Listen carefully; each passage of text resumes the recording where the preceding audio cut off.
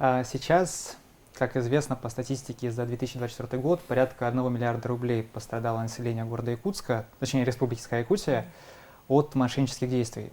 Это, в принципе, я думаю, у каждого жителя города и республики есть знакомый или знакомая, который попал в подобную ситуацию.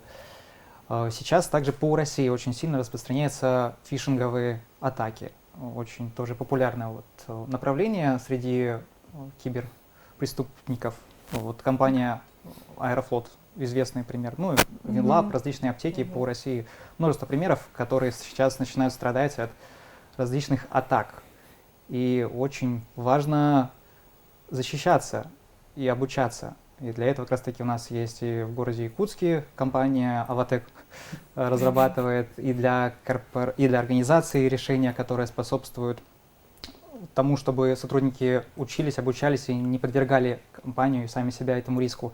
И для обычных жителей города Якутска есть бесплатное приложение «Киберзащитник», которое совместно с лабораторией искусственного интеллекта, Сбербанка и Фонда развития инноваций было разработано для того, чтобы люди могли проверять обычные сообщения при помощи агента на наличие какого-либо мошенничества.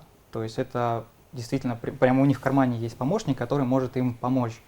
Потому что сейчас очень много информации поступает, и иногда мозг не успевает ее фильтровать.